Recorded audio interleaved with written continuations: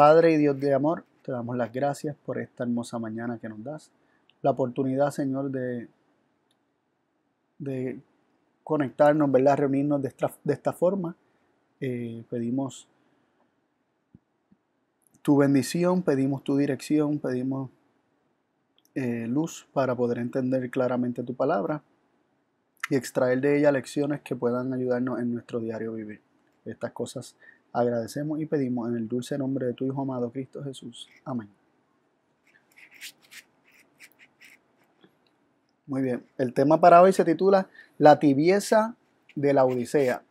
Primero quisiera leer el mensaje a la iglesia de la Odisea de forma completa, luego lo vamos a ir desglosando poco a poco y luego vamos a ir viendo algunas lecciones que podemos extraer del mismo, o sea, de ese mensaje. Así que los invito a ir a Apocalipsis capítulo 3, versículos 14 al 22. Apocalipsis 3, 14 al 22 dice así. Y escribe al ángel de la iglesia en la Odisea. He aquí dice el Amén, el testigo fiel y verdadero, el principio de la creación de Dios. Yo conozco tus obras, que ni eres frío ni caliente.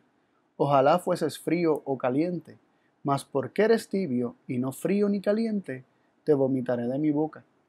Porque tú dices, yo soy rico y estoy enriquecido, y no tengo necesidad de ninguna cosa, y no conoces que tú eres un cuitado y miserable y pobre y ciego y desnudo. Yo te amonesto que de mí compres oro afinado en fuego, para que seas hecho rico, y seas vestido de vestiduras blancas, para que no se descubra la vergüenza de tu desnudez, y unge tus ojos con colirio, para que veas. Yo reprendo y castigo a todos los que amo. Sé pues celoso y arrepiéntete. He aquí, yo estoy a la puerta y llamo. Si alguno oyere mi voz y abriere la puerta, entraré a él y cenaré con él y él conmigo. Al que venciere, yo le daré que se siente conmigo en mi trono, así como yo he vencido y me he sentado con mi Padre en su trono. El que tiene oído, oiga lo que el Espíritu dice a las iglesias. Y volviendo a los primeros versículos, ¿verdad? Los versículos donde comienza el mensaje de la Odisea, se habla de esta iglesia llamándose la Odisea, y la Odisea significa pueblo del juicio. Y es interesante el significado del nombre la Odisea o de la palabra la Odisea, que es una palabra realmente compuesta. Significa pueblo del juicio. Así que no solamente nos sitúa en el tiempo del fin debido a su nombre, ¿verdad? Y el tiempo del juicio, sino un pueblo que le hace falta juicio. Es un pueblo que le hace falta juicio. Se nos dice que no conoce su verdadera condición. Es un pueblo que necesita juicio. Es un pueblo que necesita que se le revele su verdadera condición. Y lo primero que queremos resaltar es que en el versículo 15, cuando comienza el mensaje ya más directamente a la iglesia, se nos dice que Jesús, que es el testigo fiel y verdadero, le dice a la iglesia de la Odisea: yo conozco tus obras, que ni eres frío ni caliente. Ojalá fueses frío o caliente, mas porque eres tibio. Porque eres tibio. Así que sus obras son tibias, o sus obras revelan tibieza. Y eso es algo que nos llama mucho la atención. Que esta tibieza, o sea, la condición espiritual es descrita como tibio o tibia, esta condición espiritual de la Odisea, y se conoce o se manifiesta esta tibieza por medio de las obras. Vemos como se le dice: yo conozco tus obras, que ni eres ni frío ni caliente, mas porque eres tibio. Es decir, las obras revelan esa tibieza. Y Jesús, conociendo las obras, reconoce y ve también la tibieza que hay en el corazón de la Odisea. Y nos llama algo la atención. Dice, porque eres tibio, te vomitaré de mi boca. Porque eres tibio y no frío ni caliente, te vomitaré de mi boca. Aquí se nos presenta que la razón y esta declaración que por mucho tiempo ha desconcertado a los lectores, como que, wow, qué gráfico eso que Jesús está por vomitarlo a esa iglesia, está por vomitarla de su boca. ¿Qué quiere decir esto? ¿Cuán gráfico es, no? Hasta nuestros ojos, nuestros oídos, ¿verdad? Nuestra mente lo ve de forma gráfica. Pero eso nos está diciendo que es a causa de la tibieza. Porque eres frío, porque eres tibio y no frío ni caliente, te vomitaré de mi boca. Pero lo primero que queremos determinar e identificar es que el vomitar a la Odisea o el vomitarlo de la boca a la Odisea es a causa de la tibieza de la Odisea. Entonces el versículo 17 se nos describe un poco más la tibieza y dice ¿por qué?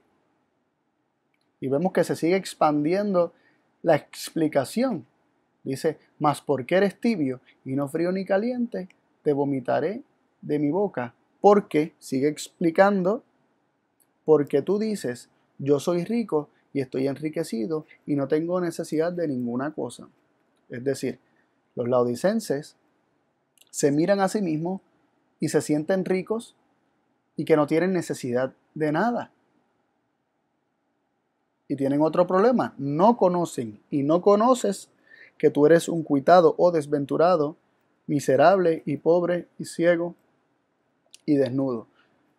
Los laodicenses no conocen su desnudez, no conocen su ceguera, no conocen su pobreza, no conocen su miseria, no conocen su desventura, no conocen que lo que le espera es mal.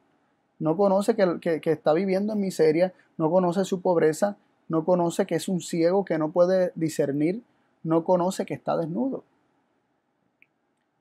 Y entonces Jesús le propone algo y le amonesta y le dice, yo te amonesto que de mí compres oro afinado en fuego, y ahí se resuelve el problema de la pobreza y la miseria. Le dice, para que seas hecho rico. Luego dice, y seas vestido de vestiduras blancas, para que no se descubra la vergüenza de tu desnudez. Ahí se resuelve el problema de la desnudez. Y le dice, y unge tus ojos con colirio para que veas. Y ahí se resuelve el problema de no conocer su verdadera condición.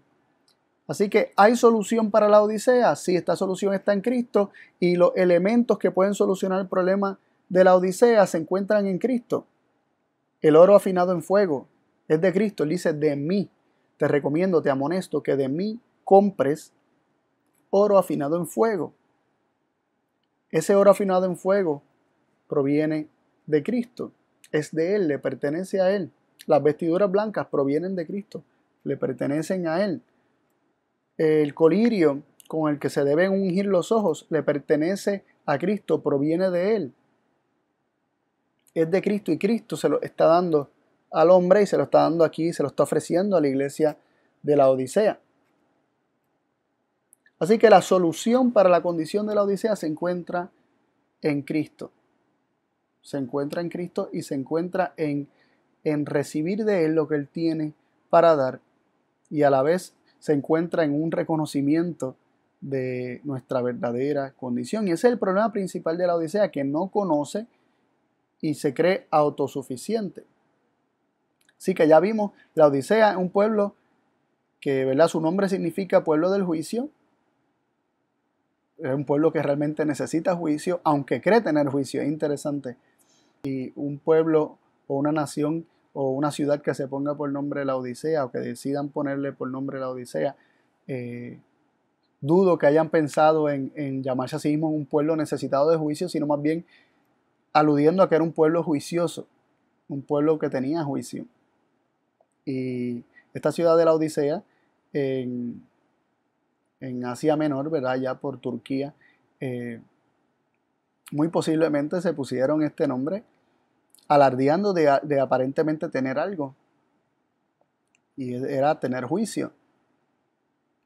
pero el que cree saber algo no sabe nada como debería saberlo. Entonces un pueblo que se llama a sí mismo somos el pueblo del juicio está revelando autosuficiencia y no se da cuenta que son el pueblo que necesita juicio, un pueblo falto de juicio. Lo otro que vimos es la tibieza. La tibieza es lo que produce vómito en Jesús. Y vemos que esto no es verdad, esto es un lenguaje figurado y vamos a ver más adelante qué significa esto. Pero la tibieza es la actitud tibia, la situación de tibieza espiritual de esta iglesia, de los laodicenses, es lo que produce en Jesús algo descrito como náusea o estar por vomitarlos de su boca.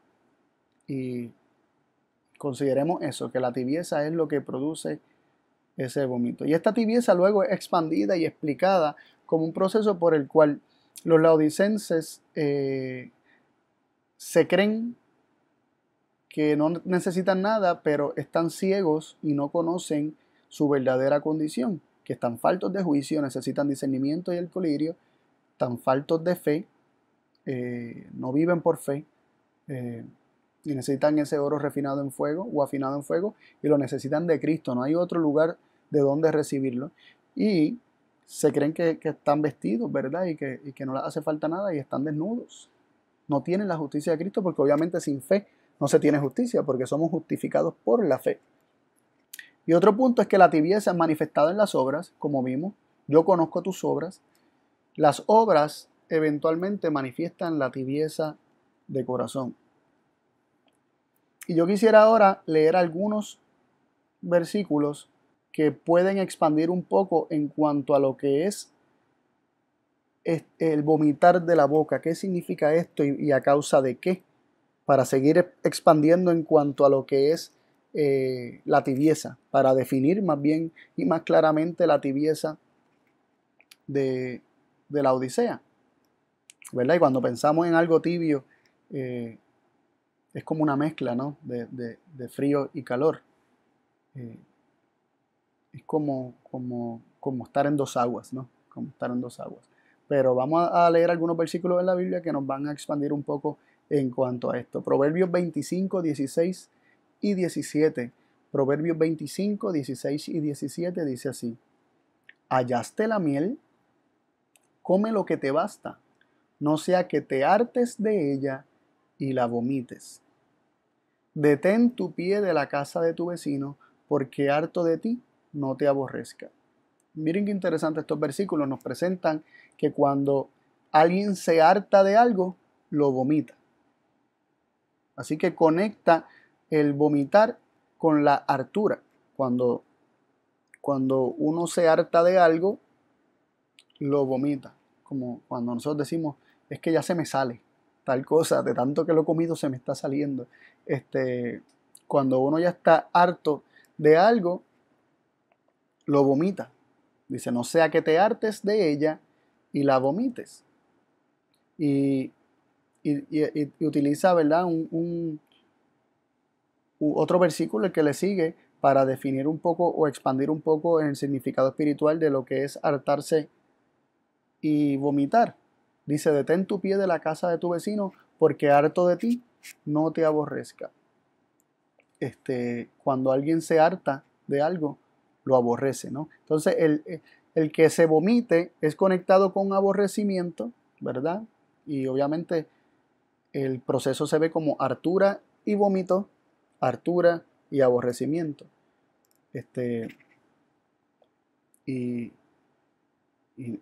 Me llama mucho la atención ver este proceso, ¿no? Este proceso de dos pasos, cómo primero se harta uno de algo y luego es expresado como uno vomitando eso que ya te harta, uno aborreciendo eso que ya te harta. Lo interesante es que en conexión a lo que es el mensaje de la Odisea, Jesús le dice en el versículo 18, perdón, el 19, yo reprendo y castigo a todos los que amo. Entonces, este aborrecimiento o este vómito no puede implicar que ya Jesús no los ama. De hecho, los los ama y lo está declarando.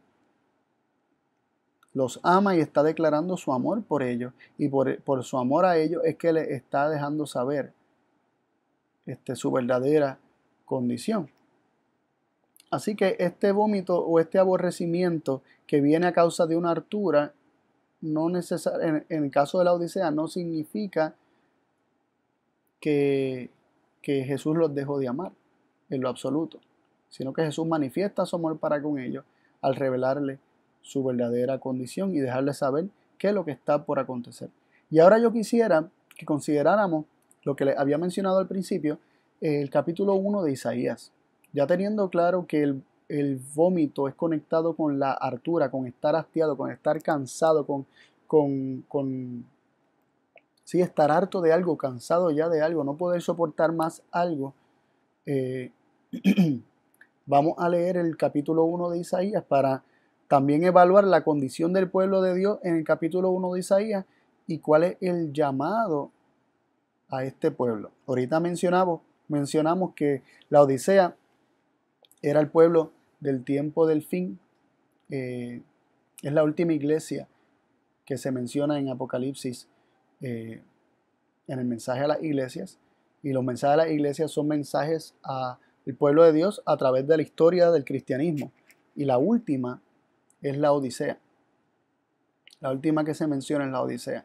Así que podemos ubicarnos en estos últimos tiempos que estamos viviendo y también podemos reconocer ¿verdad? Ese elemento de un pueblo que Dios, ¿verdad? El pueblo de Dios en los últimos días y entender también algo que menciona, ¿verdad? Y verlo conectado con algunas cosas que menciona Isaías. Isaías capítulo 1, versículo, vamos a leer del 2 al 4 y luego vamos a leer del 9 al 11. Primero leemos del 2 al 4 y dice así Isaías 1 del 2 al 4. Oíd cielos y escucha tú tierra, porque habla el Señor.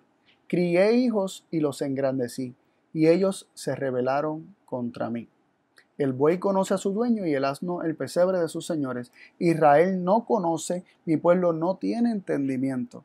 Oh gente pecadora, pueblo cargado de maldad, generación de malignos, hijos corruptos, dejaron al Señor, provocaron a ira al Santo de Israel, se tornaron atrás. Qué descripción tan fuerte, ¿no? No se menciona nada bueno. Se nos dice aquí, oíd cielos y escucha tierra, dice el Señor, ¿verdad? Porque habla el Señor, crié hijos y los engrandecí, y ellos se rebelaron contra mí. El pueblo se ha rebelado en contra de aquel que los engrandeció. Luego dice que el buey conoce a su dueño y el asno el pesebre de sus señores, pero Israel no conoce. Entonces aquí vemos algo bien interesante. No solamente son rebeldes, sino que ellos ignoran su rebeldía. Ellos no se dan cuenta cuán rebeldes son. Ellos ignoran su condición, así como la Odisea. A diferencia de que el Señor conoce las obras de la Odisea misma no conoce, no reconoce sus obras. Y aquí entonces vemos Isaías algo similar. Dice, Israel no conoce, mi pueblo no tiene entendimiento. ¿Verdad? Habíamos leído que la Odisea no conoce que es desventurado, miserable, pobre y ciego y desnudo. Pues Israel aquí no conoce, no tiene entendimiento y para colmo es comparado con bueyes y con asnos. Dice que el buey conoce a su dueño y el asno el pesebre de su señor. Pero Israel no conoce, no tiene entendimiento. Y en el versículo 4 se nos dijo de diferentes formas todo lo que habían hecho. Que eran gente pecadora, que era un pueblo cargado de maldad, que eran malignos, que eran hijos corruptos, que habían dejado al Señor y se tornaron atrás. Todo eso hacía Israel y no conocía, no tenía entendimiento.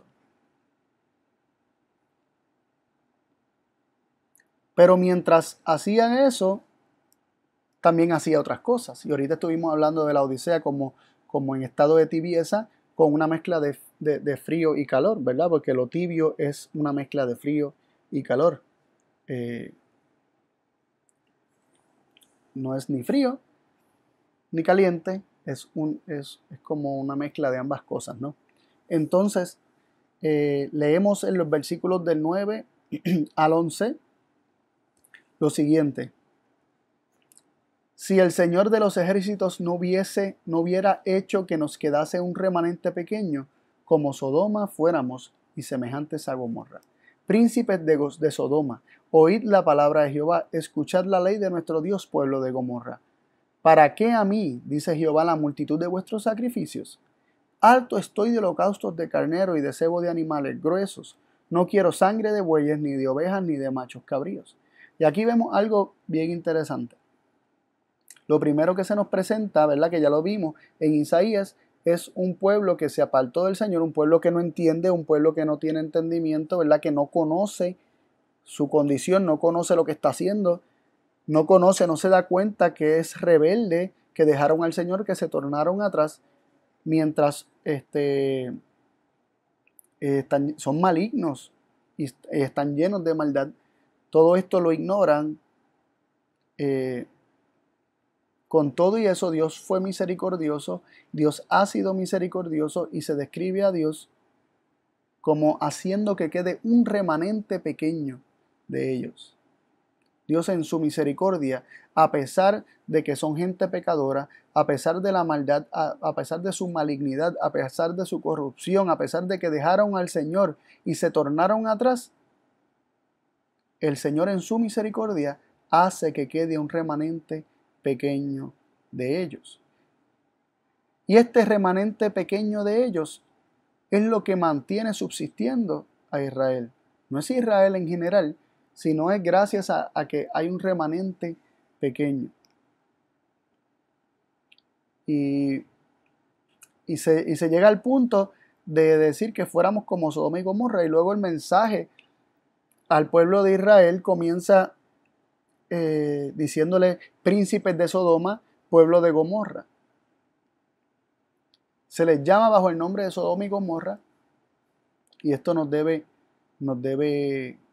¿verdad?, alertar hasta qué punto, cuáles habían sido los pecados más notorios de Sodoma y Gomorra. Era la inmoralidad. El pueblo de Dios era un pueblo inmoral, y la inmoralidad abundaba en medio de ellos, y que se utilice el nombre de Sodoma y Gomorra para aludir a los pecados del pueblo de Dios, ¿verdad?, nos revela mucho. Y en conexión con la Odisea podríamos pensar, ¿no serán estos también parte de los pecados de la Odisea? La inmoralidad. O sea, dentro de los muchos pecados que pudieran haber. Pero se decide describirse al pueblo de Dios como príncipes de Sodoma, pueblo de Gomorra.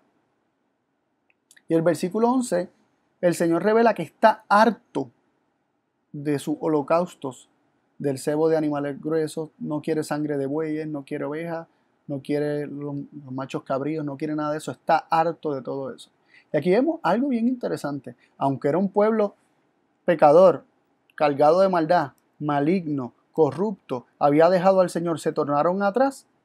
Aquí se presenta al pueblo como todavía ofreciendo holocaustos de carnero al Señor, cebos de animales gruesos, la sangre de bueyes, la sangre de ovejas, la sangre de machos cabríos, y el Señor estando harto de todo eso. Y ahorita vimos, según Proverbios, que la hartura de algo lleva al vómito. Entonces vemos cómo el mensaje de la Odisea, el Señor cuando dice, yo conozco tus obras, que no eres ni frío ni caliente, mas porque eres tibio, estoy por vomitarte de mi boca, o voy a vomitarte de mi boca. Cuando se revela que está por vomitar de su boca, es que está harto de algo. ¿Y de qué es lo que está harto? De la tibieza. ¿Y qué es la tibieza? En la conexión que estamos haciendo de esta hartura que se describe aquí en Isaías, esta hartura es debido a unos sacrificios, a unos holocaustos, a unas ofrendas, a un servicio que se hace aparentemente en favor de Dios, mientras a la vez coexisten la inmoralidad, de Sodoma y Gomorra, mientras a la vez existe pecados, maldad, malignidad, corrupción y el apartarse del Señor. No hay fe. No hay fe. Por eso se dice, por eso recomiendo que de mí compres oro afinado en fuego, que es la fe de los santos. Según nos presenta, si no me equivoco, Primera de Pedro, que nos presenta el oro afinado en fuego como fe, ¿no? La misma Biblia nos define, se define ella misma, ¿no? Entonces, vemos una situación aquí bien interesante en conexión con la Odisea. Vemos al pueblo de Israel siendo el pueblo de Dios, el pueblo que Dios escogió, el pueblo que Dios crió, el pueblo que Dios engrandeció. Sin embargo, se rebelan contra el Señor. Ellos no conocen su condición rebelde, no tienen entendimiento para ver que son gente pecadora, cargada de maldad, malignos, hijos corruptos, dejaron al Señor, se tornaron atrás. Ellos no ven nada de eso, no ven que son desventurados, miserables, pobres, ciegos y desnudos. Pero hay un remanente, y el Señor siempre preserva un remanente. Luego se procede a describir, a llamarlos como Sodoma y Gomorra, describiendo su malignidad, ¿verdad? Muy posiblemente su inmoralidad. Y luego se dice que el Señor está harto de lo que ellos están ofreciendo. Y aquí vemos la tibieza, y aquí vemos las obras. Hay obras de maldad, pero a la vez hay obras de un aparente servicio a Dios. Así que la tibieza de la que nos está hablando Apocalipsis nos describe un pueblo que aparentemente sirve a Dios, pero está lleno de maldad, le falta fe, se tornaron atrás, dejaron al Señor, son hijos corruptos, son gente pecadora. Pero como ya vimos, esto no es un caso desesperado porque Jesús tiene la solución para esta condición. Jesús puede abrir los ojos para que veamos nuestra verdadera condición si recibimos de su colirio. Jesús puede darnos su fe que nos purifica y vestirnos con las vestiduras blancas de su justicia. Jesús lo quiere hacer. Y Él nos amonesta que recibamos todas estas cosas de su parte.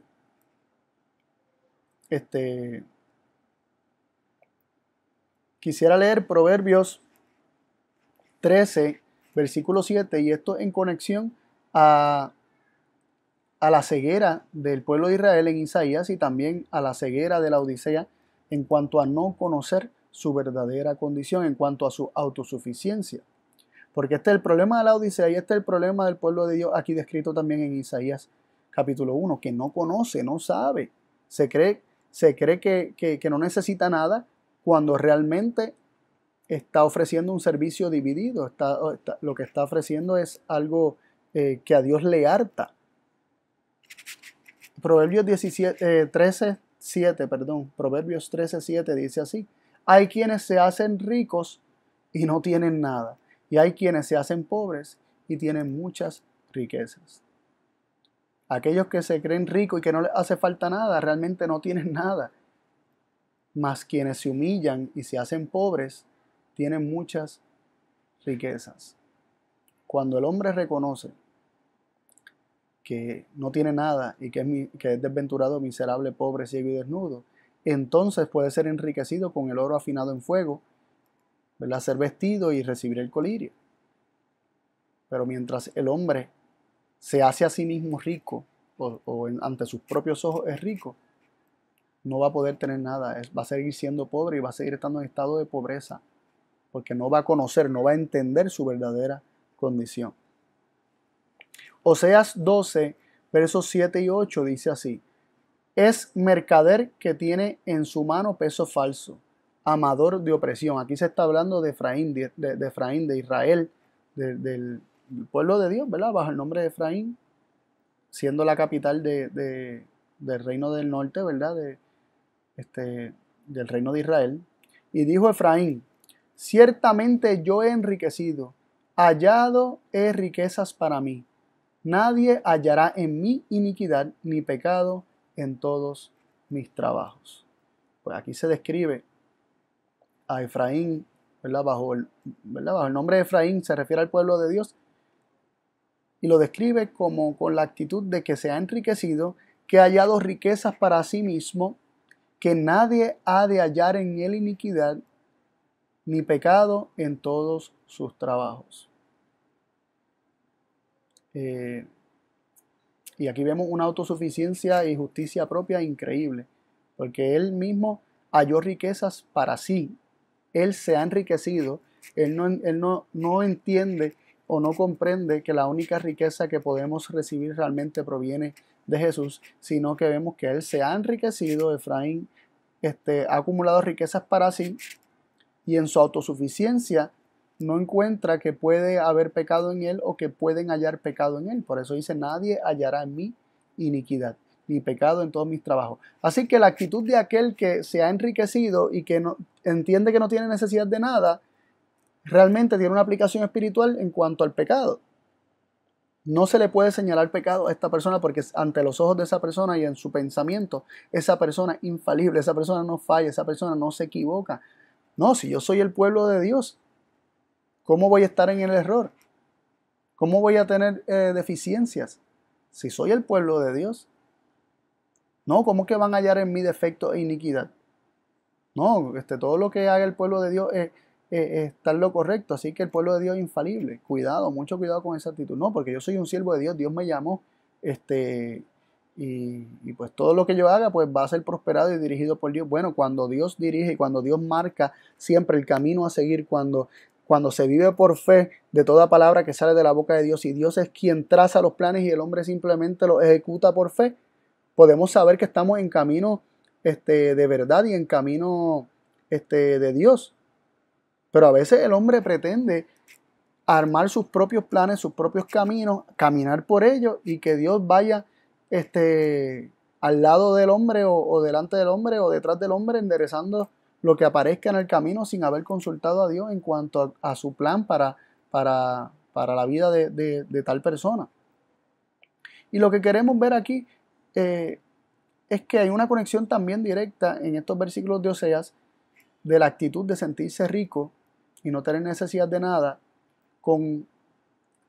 también con la actitud, o sea, es comparada con la actitud de que sus pecados no sean conocidos, o más bien podría ser también una actitud de que esa persona se cree perfecta, se cree santa, cuando en realidad está llena de pecado, y se le llama que es amador de opresión. En el versículo 7 se nos dice que mientras Efraín es un amador de opresión, él se siente rico, él se siente santo, sin pecado. Y esa es la ceguera, Y como estábamos viendo, la tibieza es un estado donde se pretende servir a Dios mientras se ama la opresión, mientras se ama la maldad, la malignidad, la inmoralidad de Sodoma y Gomorra. Volviendo a Isaías, ¿verdad? Continuando en el versículo 12, dice así: ¿quién demandó esto de vuestras manos cuando vinisteis a presentaros delante de mí para hollar mi atrio? ¿Quién demandó esto? ¿Yo les pedí acaso estos sacrificios? ¿Yo le pedí que hicieran este servicio? Versículo 13 sigue diciendo: no me traigáis más vano presente. El perfume me es abominación. Luna nueva y sábado, el convocar asambleas, no las puedo sufrir. Son iniquidad vuestras solemnidades. Wow, palabras fuertes.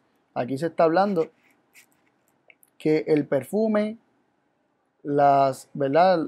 Los sacrificios, los presentes,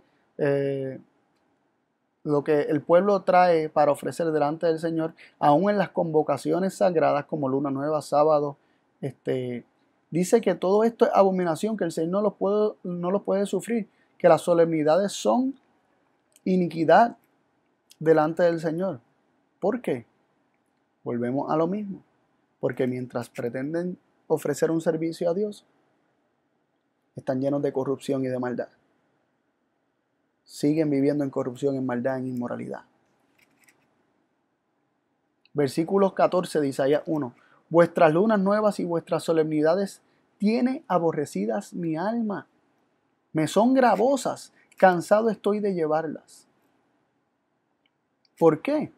Pues por todo lo que ya se ha descrito, por esta tibieza, por esta incongruencia, por esta inconsistencia dentro del pueblo de Dios, donde aparentemente sirven a Dios, ofreciéndole cosas y trayendo presentes y con su alabanza y con sus labios lo honran, pero su corazón está muy lejos de él, amando más bien la maldad, la malignidad, amando la corrupción, la opresión, la inmoralidad. Todo eso lo aman, pero sus labios aparentemente honran a Dios. ¿Y cuál es la consecuencia de esto? Dice que el Señor tiene el alma aborrecida de todo esto, todo este servicio que ellos hacen, específicamente en las solemnidades, ya sea lunas nuevas, sábados, en diferentes asambleas, con la verdad, las convocaciones sagradas, que eran los días de reunión, donde más servicio había en cuanto a los perdón, a los sacrificios, a las ofrendas, el servicio en el templo era más cargado durante estos días. Y eran los días que más aborrecía, o podría más, aborrecían el alma del Señor. Era el día donde más Él sufría, era el día donde más Él se cansaba de llevar, ¿verdad? De llevarlo a ellos, de cargarlos a ellos. Interesante ese punto. No vamos a seguir expandiendo en ese punto, pero me vienen muchas cosas a la mente. El versículo 15 de Isaías 1 dice: cuando extendiereis vuestras manos, yo esconderé de vosotros mis ojos. Asimismo, cuando multiplicareis la oración, yo no iré. Llenas están de sangre vuestras manos. Así que eran asesinos también. Las manos estaban llenas de sangre. Eran homicidas, eran corruptos, eran malvados, pero decían: en mí no hay pecado. Qué terrible, ¿no?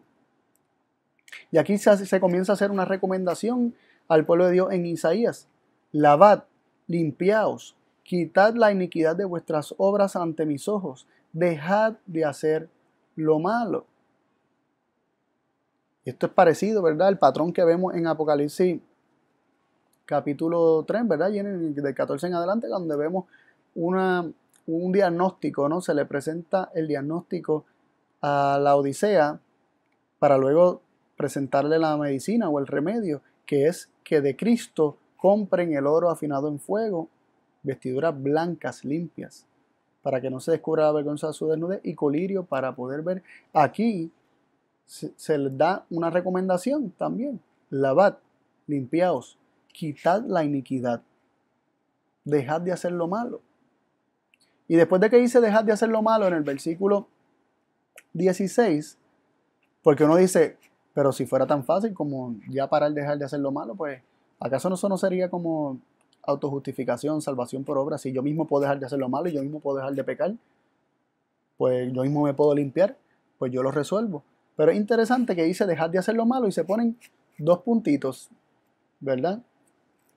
Los dos puntos nos dejan saber que lo que viene a continuación es una explicación, una expansión en detalle de cómo dejar de hacer lo malo, cómo ser limpios, cómo quitar la iniquidad de sus vidas, cómo ellos pueden cambiar, cómo puede ser diferente la cosa. Dice: aprended a hacer bien en el versículo 17 de Isaías 1. Aprended a hacer bien. Dejad de hacer lo malo, aprended a hacer bien, y aparecen de nuevo dos puntitos donde se sigue expandiendo la cosa, y dice: buscad juicio. Buscad juicio. ¿Y puede el hombre buscar juicio? Bueno, el hombre como único busca juicio es cuando reconoce que no tiene juicio, cuando reconoce que necesita juicio, cuando reconoce que necesita verdad, que reconoce que necesita el juicio de Dios para poder ver las cosas correctamente. Cuando el hombre reconoce que su propio juicio no sirve, cuando el hombre reconoce que su propio criterio, que su propia capacidad para discernir entre lo bueno y lo malo ya se ha atrofiado y necesita que sea purificada su mente y necesita el juicio de Dios, entonces el hombre busca juicio. Aprender a hacer el bien y dejar de hacer lo malo se describe como buscando juicio en primer lugar y luego restituyendo al agraviado, oyendo en derecho al huérfano, amparando a la viuda. Y vemos cómo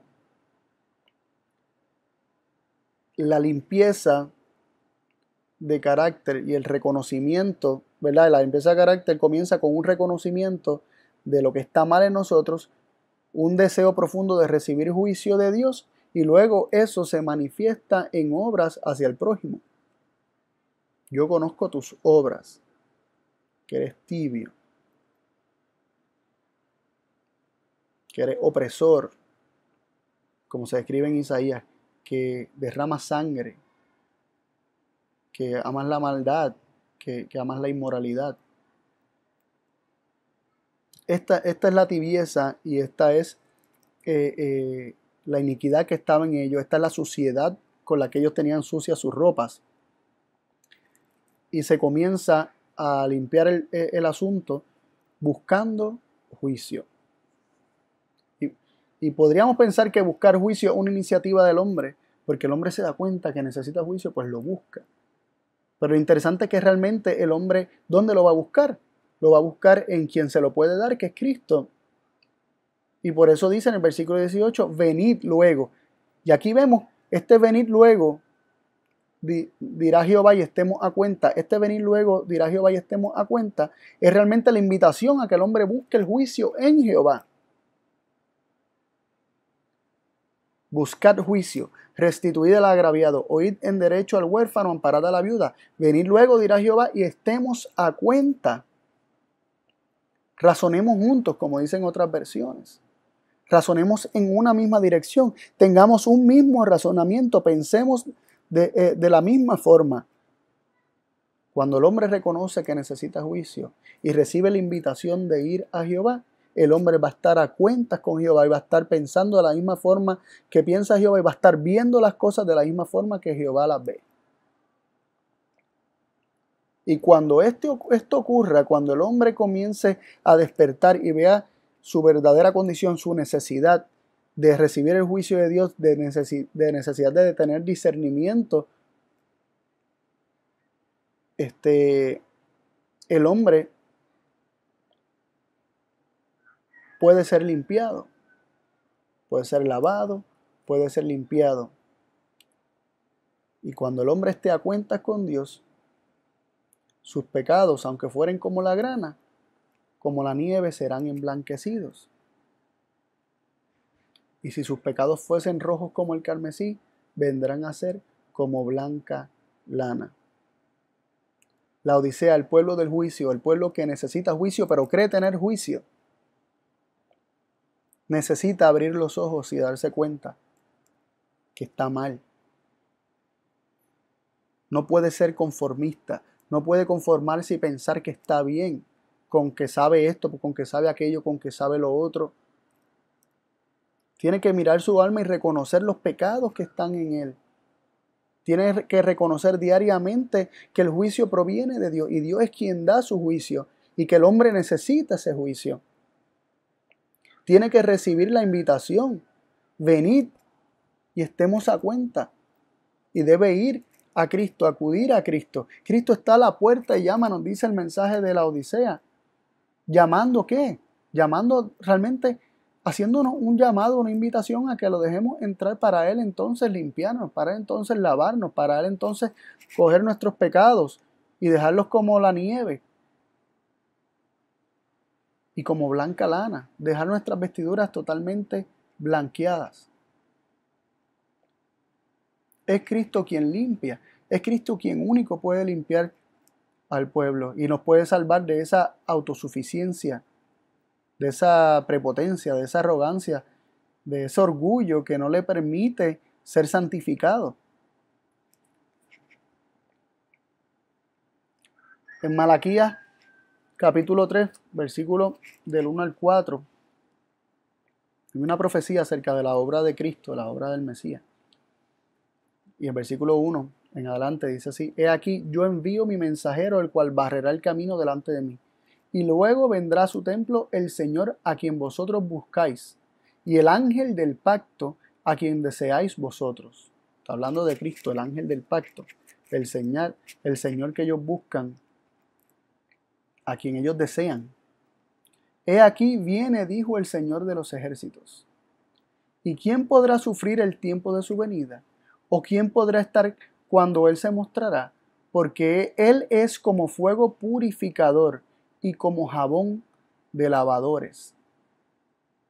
Y sentarse ha para afinar y limpiar la plata, porque limpiará a los hijos de Leví, los afinará como a oro, como a plata, y ofrecerán a Jehová ofrenda con justicia. Y será suave a Jehová la ofrenda de Judá y de Jerusalén, como en los días pasados y como en los años antiguos. ¿Cuándo sería suave a Jehová, olor suave a Jehová, la ofrenda de Judá, la ofrenda de su pueblo? ¿Cuándo sería suave? Cuando el pueblo fuera afinado, limpiado, purificado, lavado por Cristo. Cuando el pueblo es limpiado por Cristo, cuando el pueblo le permite a Cristo limpiarlo, entonces la ofrenda, la alabanza, el holocausto, el sacrificio, los becerros de nuestros labios, como dice el versículo 2 de Oseas 14, serán suave ofrenda a Jehová, porque serán ofrendas con justicia. Y esa realmente es la ofrenda que el Señor quiere ver en su pueblo. Y en ambos casos, tanto en Isaías como en el mensaje de la Odisea, es optimista el mensaje, termina optimista porque termina el Señor dejándole saber que hay solución, y esa solución se encuentra en dejar que Cristo nos limpie, en reconocer nuestra condición, reconocer que Cristo tiene todo lo que nosotros necesitamos, que Él nos puede dar discernimiento, que Él nos puede dar la fe, que Él nos puede dar la justicia. Y nada de eso podemos obtener por nosotros mismos. Todo eso proviene de Cristo. Y es importante estudiar esto, cómo por medio de la fe somos justificados. Esos son otros temas, pero es importante que lo estudiemos, que lo conozcamos. Cómo por medio de la fe yo recibo la justicia de Dios. Cómo el renunciar a mi juicio, un acto de fe, y aceptar el juicio de Dios. Cómo yo veo su amor por mí, y eso me genera confianza de tal forma que yo le creo a Él y renuncio a mis propios criterios para aceptar el de Él, porque le creo a Él y solo a Él, y no me creo a mí mismo ni a mis capacidades, y creyéndole solo a Él recibo toda palabra que sale de su boca, y recibiendo toda palabra que sale de su boca, vivo en justicia. Así que es un proceso interesante que en otras ocasiones lo hemos estudiado, y sería bueno volver a estudiarlo en algún momento, pero es importante que el pueblo de Dios en estos últimos días vea su condición, no sea ciego ante su verdadera condición, no ignore sus pecados, no ignore su maldad, su rebeldía, su inmoralidad, y todo esto lo confiese delante del Señor y deje que Cristo realmente, literalmente lo limpie, lo salve, le dé la victoria sobre todas estas cosas. Eso es una realidad.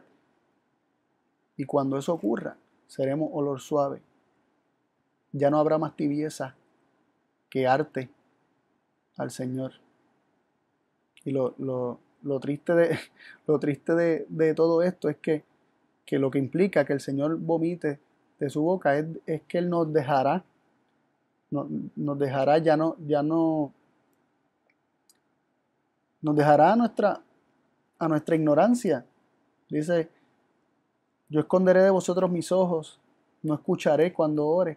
Realmente eso lo hemos estudiado en otros temas también, que cuando el Señor esconde de nosotros sus ojos o su rostro, implica que Él nos deja las consecuencias de nuestras acciones. No significa que Él no sabe lo que nos sucede, Él sí sabe lo que nos está pasando. Es que no puede intervenir porque nosotros hemos elegido ese camino. Cuando dice que no va a oír nuestras oraciones, no significa que no sabe lo que estamos expresando con nuestros labios. Es que no puede hacer nada al respecto, está de brazos cruzados porque nosotros lo hemos atado con nuestra rebeldía a conciencia. Y ese es el vomitar, el vomitarse de su boca, cuando él ya ya no puede hacer más nada, cuando él ya no puede seguir buscando una forma para seguir preservándonos y guardándonos, cuando ya el hombre lo ha expulsado por completo, ofreciendo un culto pagano prácticamente, por medio de sus pecados y, y pretendiendo, ¿verdad? Pretendiendo servir a Dios. Este, esta situación, esta tibieza, esta inconsistencia, esta incongruencia causa todo esto a Dios. Y la solución está en Cristo Jesús, que nos recomienda que de Él compremos oro, vestiduras, colirio. Él es nuestra suficiencia. Que dejemos que nos recomienda, que nos llama para que vayamos a Él, para Él limpiarnos, para lavarnos, para purificarnos, para afinarnos, como está prometido también en Malaquías. Bueno, hasta aquí por hoy. Mi deseo es que Dios les bendiga mucho y que Dios nos ayude a meditar en estas cosas y a presentarle siempre nuestras vidas delante del Señor para que sea Él quien haga la obra en cada uno de nosotros. Los invito a orar. Padre Dios de amor, te agradecemos por tu palabra, pedimos tu bendición, pedimos que nos sigas ayudando a conocer más de ella y a conocerte más a ti por medio de ella. Y de esta forma, Señor, ser transformados. Ayúdanos a ver todo aquello que está mal en nosotros, Señor. Ayúdanos a no ser autosuficientes, Señor. Ayúdanos a reconocer que sin ti somos nada. Y ayúdanos a ver nuestra verdadera condición de tal forma que acudamos a ti, que busquemos juicio y estemos a cuentas contigo para que tú nos puedas limpiar, purificar y emblanquecer. Gracias, Padre, por escucharnos. Estas cosas las pedimos en el dulce nombre de tu Hijo amado Cristo Jesús. Amén.